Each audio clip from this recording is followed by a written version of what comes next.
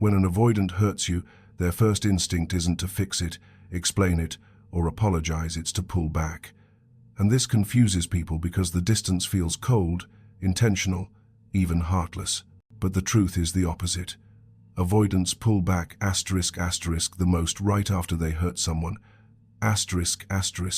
Not because they don't care, but because they care more than they know how to handle. Their distance isn't rejection, it's a panic response triggered by guilt, shame, and the overwhelming fear of facing the emotional damage they caused. Avoidants never learned how to repair emotional ruptures. They were raised in environments where vulnerability wasn't safe, where emotions weren't welcomed, or where expressing needs led to disappointment. So as adults, they don't know how to walk toward the person they hurt, they only know how to walk away. When they realize they've caused pain, their body goes into emotional lockdown, their nervous system freezes, they feel an immediate flood of shame, but instead of processing that shame, they run from it. They don't run from times, they run from the feeling of being the cause of your hurt. This is the part most people misunderstand. You assume their distance means indifference, but inside them, there's chaos. They're replaying the moment they hurt you. They're feeling the sting of guilt, but don't know how to turn that guilt into action. They fear that talking to you will make everything worse, that facing your pain will expose theirs. They imagine you looking at them with disappointment, and that image is unbearable. Their fear of emotional responsibility overwhelms their desire to repair the connection, so they disappear. But the disappearance isn't relief. It's fear. It's overwhelm. It's emotional paralysis. Avoidants fear two things intensely: hurting someone and being confronted about the hurt they caused. When those two collide, their instinct is to retreat as far as they can, not because they want distance, but because they believe distance will stop the damage. In their mind, stepping back protects you from more pain and protects them from more guilt. They tell themselves stories like, "They're better off without me. I'll only hurt them more. If I go back, they'll be disappointed in me again. I don't know what to say. I'm not good enough for this connection anyway." The distance becomes a warped attempt at self-punishment. They believe they've already failed you, so withdrawing feels like the safer option. They're not avoiding the relationship, they're avoiding the emotional responsibility of repairing what they broke. To them, repair feels more dangerous than retreating. But deep under that fear is something even more vulnerable. They don't want to lose you. They don't want the distance. They don't want the silence. They're just terrified that coming closer will mean facing a version of themselves they've been hiding from their whole lives. Avoidants fear being seen in their imperfection. They fear being judged when they're vulnerable. They fear the emotional exposure that comes with facing someone they hurt. Their distance is a shield not from you, but from the shame they can't process. And the irony is heartbreaking. Avoidants create distance because they're scared of causing more pain, but their distance ends up causing the very pain they hope to avoid. They end up hurting you more because they don't know how to handle the fact that they hurt you in the first place. So when you see an avoidant pull back after hurting you, know this: they are not walking away because the connection meant nothing. They are walking away because it meant so much that they feel unworthy of fixing it. Their distance is not desire, it's fear wrapped in guilt, wrapped in confusion, wrapped in a lifetime of not knowing how to love without running from the emotions that love brings. When an avoidant hurts you, the one thing they feel more intensely than fear is shame, but they will never, ever show it. Avoidants carry a deep internal belief that they are not good at relationships, not good with emotions, not good at showing up in the ways people expect. This belief doesn't come from logic. It comes from childhood wounds, experiences where vulnerability was punished or ignored, moments where their needs were minimized or made too heavy. So when they hurt someone they care about, that old wound rips open instantly. The shame floods in before they even understand what they're feeling, and their entire system goes into emotional shutdown. Avoidants don't express shame the way others do. They don't cry. They don't apologize immediately. They don't say, "I feel terrible for what I did." Instead, they retreat into themselves, into silence, into avoidance, because facing the pain they caused would mean facing the belief they've spent years hiding. I'm not enough.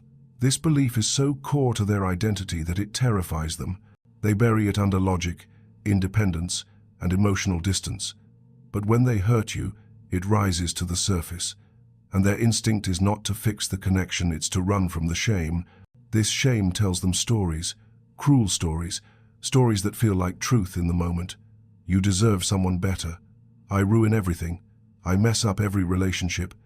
If I go back, they'll see how flawed I am. These thoughts don't push them away because they don't care. They push them away because they believe coming closer will expose the very parts of themselves they feel deeply insecure about.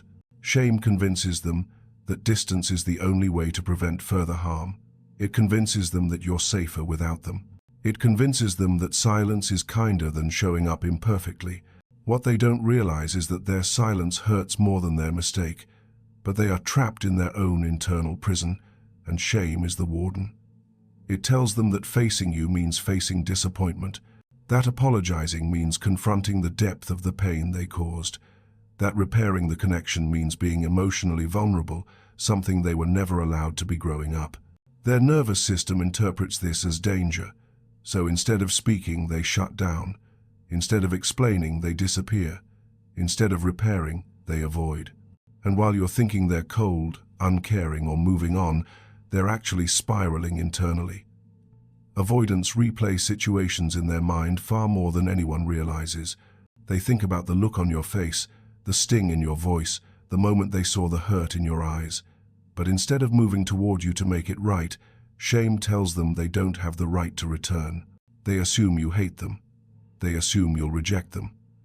They assume you'll confirm the belief they fear most, that they are unworthy of love that lasts. This hidden shame also makes them misinterpret your silence. Instead of seeing it as space to breathe, they see it as confirmation that they ruined everything. It reinforces their belief that they're bad for you.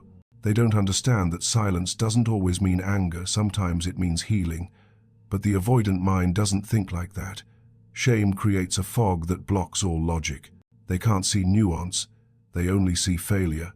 And because avoidants have very fragile emotional self-esteem, this shame stays with them quietly, gnawing at them long after the moment has passed.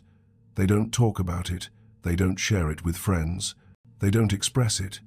Instead, they internalize it, they carry it. They let it eat at them in the late hours, when the distractions fade and their mind is too quiet to outrun the truth. This shame is the real reason they don't come toward you. Not because they don't want to, but because they feel they don't deserve to. They punish themselves mentally far more than you ever could. They replay their mistakes with a level of self-criticism no one else sees. And the longer they stay silent, the heavier the guilt becomes, until eventually the weight of that guilt pushes them to the crossroads where they must either break the silence or lose the connection forever. Avoidants don't hide because they feel nothing. They hide because they feel too much, especially when they're the one who caused the hurt. When you step back and your presence disappears from their daily life, an avoidant doesn't feel the impact right away. Their defenses are strong, automatic, and deeply wired. They tell themselves they're fine, that the silence is good, that space is exactly what they needed. They try to convince themselves that your absence means less emotional tension for them, but avoidance is a short-term strategy, and eventually, the very thing they thought was protecting them becomes the thing they can't outrun. Your absence starts to grow inside them like a quiet pressure. It becomes the noise they can't turn off, the feeling they can't shake, the truth they can't hide from. At first, they fill the silence with distractions, work, music, friends, routines, anything that keeps their mind busy. Avoidants are experts at emotional numbing, but avoidance doesn't erase feelings, it only delays them. And once the noise of their distractions begins to fade, the contrast becomes impossible to ignore. The world feels different without you in it. The days feel flatter, the moments feel emptier, and they begin noticing the absence of things they once took for granted: your voice, your warmth, your check-ins, your emotional reliability. Avoidants don't miss the times, relationship times first. They miss the emotional regulation your presence provided.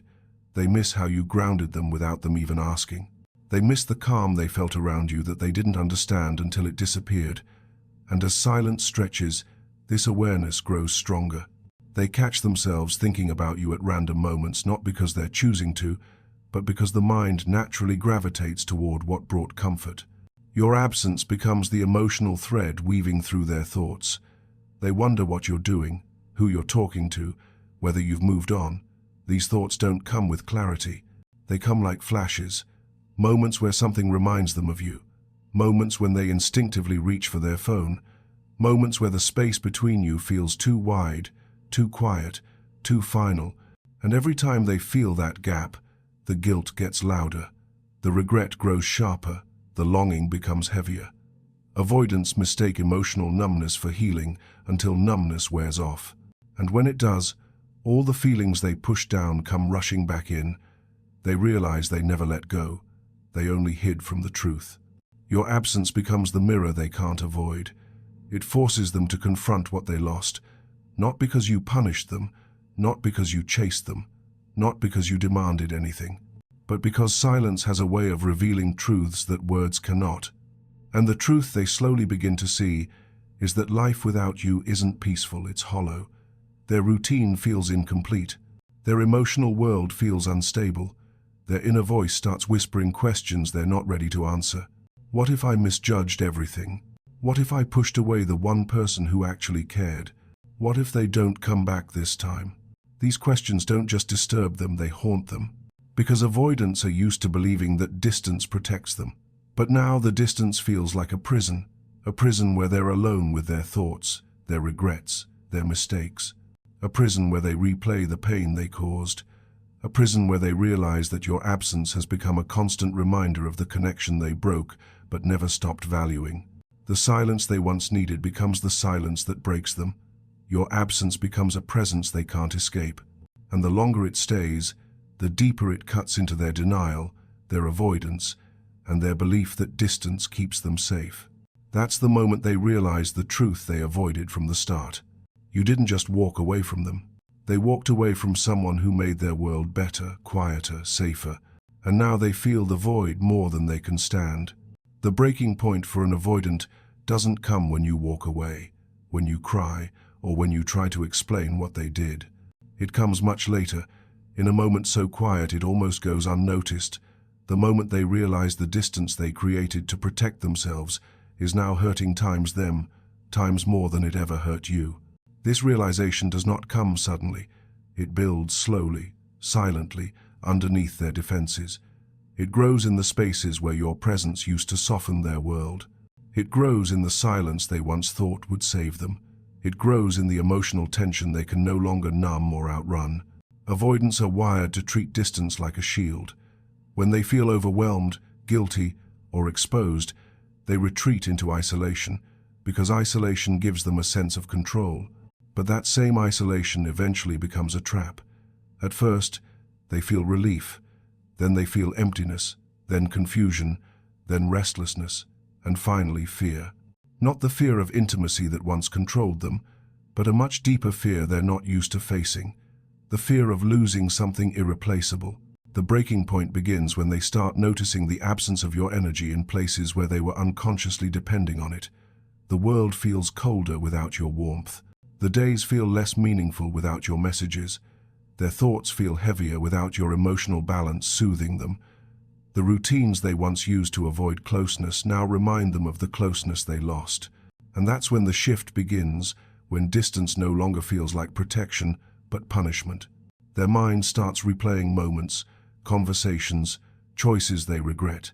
They begin remembering the small ways you made their life feel safe, even when they pretended it didn't matter. They remember your patience, your emotional steadiness, your presence that always made them feel grounded. They realize that you offered something rare, a type of connection they didn't know how to accept, but now can't stop longing for. And this is where the fear begins to rise. Not the fear of being overwhelmed, not the fear of losing independence, but the fear of losing you. Avoidants don't reach this breaking point because they suddenly become emotionally enlightened. They reach it because distance forces them to confront a truth they never wanted to admit. Their avoidance didn't protect them from pain, it delivered them directly into it. The emotional safety they thought they were creating by stepping back becomes the very reason they feel unsafe now. The silence they once used as a coping mechanism becomes the silence that echoes their biggest mistake. And the longer they sit with this truth, the more unbearable it becomes. The guilt grows sharp, the regret grows heavy, The longing grows undeniable. They start questioning every choice they made. They start wondering why they pushed you away. They start feeling the weight of losing someone who actually cared. Their internal world shifts from, "I need space," to, "I made a mistake." That shift is powerful because avoidants hate facing their own accountability. When they finally do, it means something inside them has reached its breaking point. They begin checking their phone more often, hoping for a message that doesn't come. They start imagining scenarios where you've moved on, and those images shake them deeply. They fear being replaced. They fear you found peace without them. They fear they waited too long. And most of all, they fear that you're no longer emotionally available to them, that the version of you they took for granted has disappeared. This fear is what finally cracks their avoidance. Because facing intimacy used to scare them, but now losing you scares them more. The wall they once hid behind begins crumbling from the inside. The distance they thought was saving them becomes the distance that is destroying them. And in that emotional collapse, they finally understand the truth they didn't want to see. Pushing you away didn't protect them. It cost them the only connection they truly wanted but didn't know how to keep. And that realization becomes the breaking point where their avoidance stops feeling like safety and starts feeling like loss, a loss they can no longer tolerate staying silent about. When an avoidant pulls away after hurting you, everyone assumes it's because they want distance, because the relationship meant nothing, because they prefer emotional freedom over connection. But that's not the truth. Not even close. The real truth is this: staying away was never what they wanted. It was what they times felt forced times to do because their fear, guilt, and shame were too heavy for them to face. And the longer the silence stretches, the more they realize the distance they created wasn't a decision, it was a defense that is now suffocating them. Avoidants convince themselves that space is a solution. They tell themselves that you're better off without them. They tell themselves they'll only cause more pain if they come back. They tell themselves they don't deserve forgiveness. They don't say these things out loud, they repeat them in the quiet corners of their mind where insecurities live. And because they're used to relying on avoidance to cope, they interpret these painful thoughts as truth. So they stay away, not because they want to, but because they think they're protecting you from more hurt. In their mind, distance is an act of mercy, not abandonment.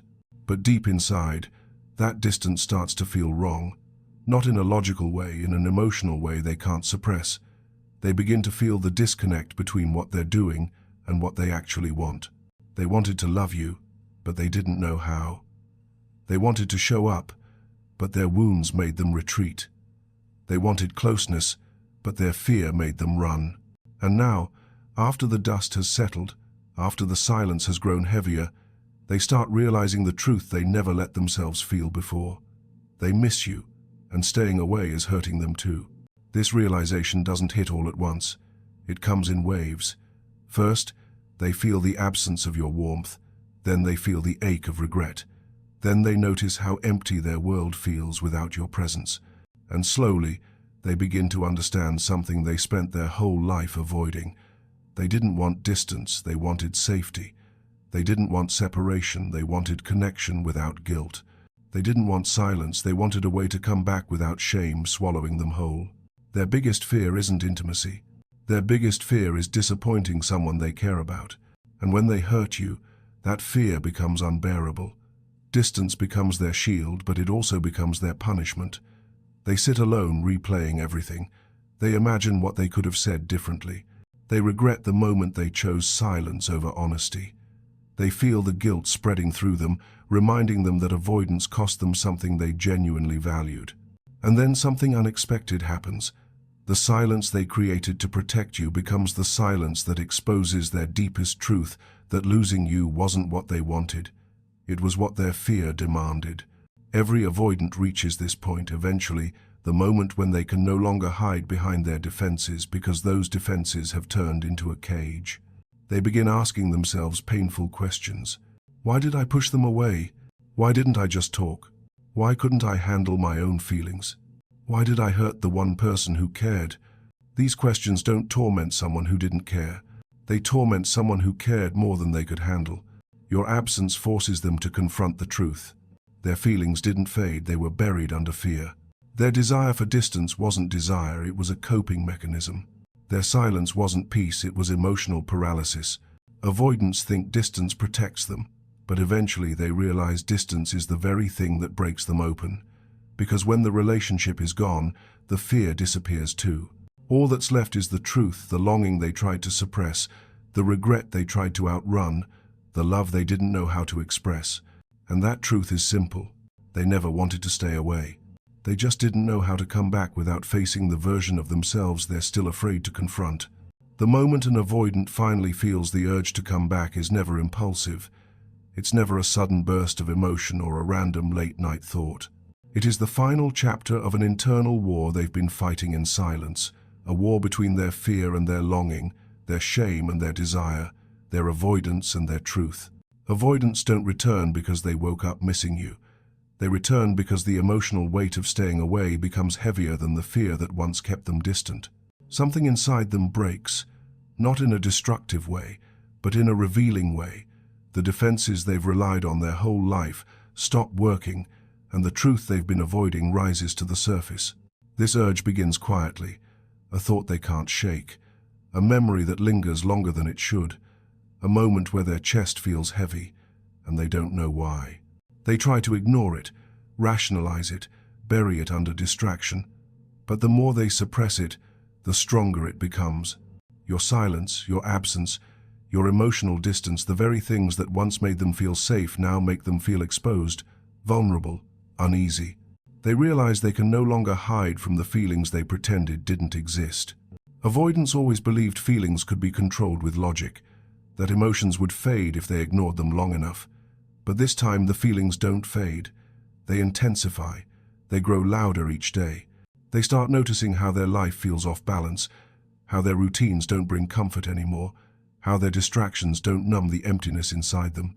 And then the truth becomes undeniable. They miss you in a way that scares them. This missing isn't light or casual. It's not nostalgia. It's a deep pull in their chest, a sense of emotional gravity pulling them back toward the connection they ran from.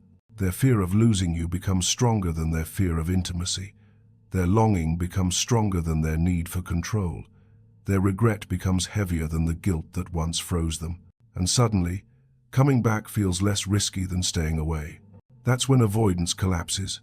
Not because they've mastered their emotions, not because they're suddenly healed, but because losing you becomes a consequence they can no longer live with. They start replaying past conversations in their mind, focusing not on the conflict but on the connection, the moments where you understood them, where you cared, where you were patient, where you offered the emotional safety they've never found anywhere else. They realize the connection didn't scare them, the possibility of failing you did.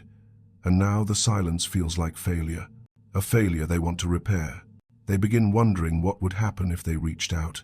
They imagine hearing your voice again. They imagine the relief of telling you what they couldn't say before. They imagine the possibility of reconnecting without the weight of fear crushing them. These thoughts grow stronger with every passing day. Avoidants don't come back when they feel powerful. They come back when they feel vulnerable, when they realize they need you more than they ever allowed themselves to admit. Eventually, the emotional tension becomes unbearable. Their chest feels tight, their thoughts spin, their sleep becomes restless. They keep checking their phone without meaning to. They feel pulled toward you by something deeper than logic, something emotional, something human, something real.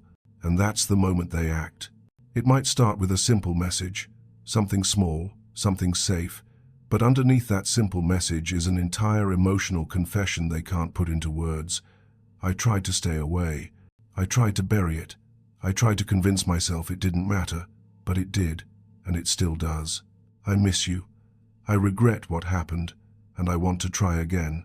Avoidants don't come back because you demanded it. They come back because they reached the point where their heart finally outran their fear. They come back because the silence hurt them too. They come back because your absence became unbearable. They come back because losing you is the one thing they can't avoid anymore. And when they return, it's not weakness, it's the first moment of emotional courage they've shown in a long, long time.